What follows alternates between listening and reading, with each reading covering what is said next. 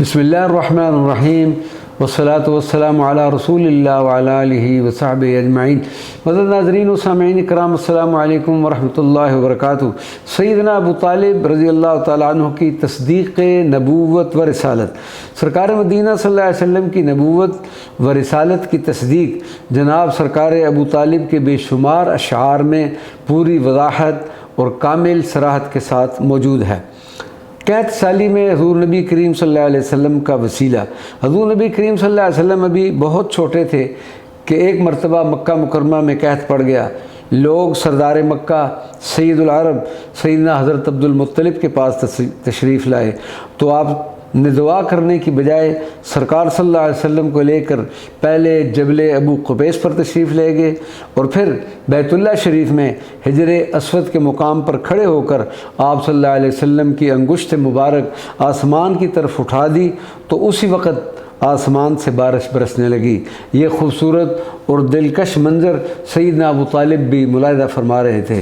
سیدنا عبد المطلب کے وصال کے بعد مکہ مکرمہ میں ایک بار پھر شدید قحط پڑا۔ لوگ دوڑے ہوئے سیدنا ابو طالب کی خدمت میں حاضر ہوئے اور دعا کی درخواست کی۔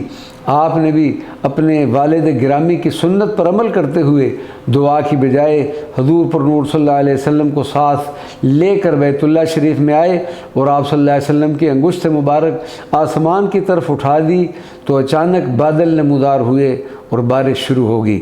سیدنا ابو طالب نے اپنے اشعار میں اس واقعہ کا ذکر میں اس طرح کیا ہے: وَبْيَدَّ يُسْتَسْقَى الْغَمَامُ بِوَجْهِهِ سِمَادُ الْيَتَامَى عِصْمَةٌ لِلْأَرَامِلِ۔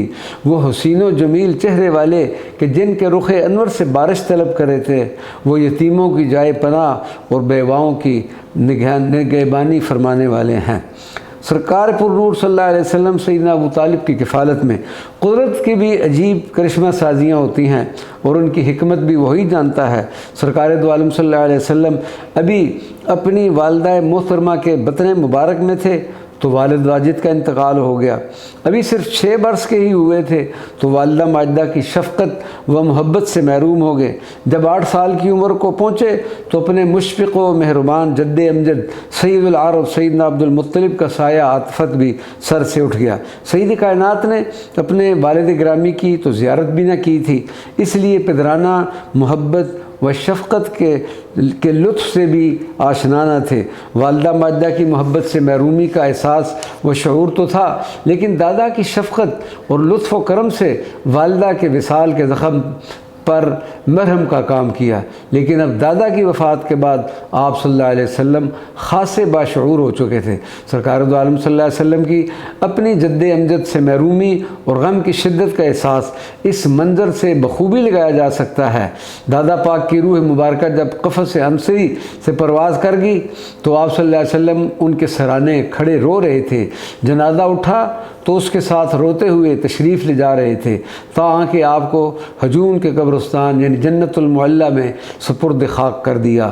دادا مبارک کے وصال پر آپ صلی اللہ علیہ وسلم کے معصوم دل پر طاری کیفیت کا اندازہ لگانا انتہائی مشکل ہے۔ وما علینا الا البلاغ المبین۔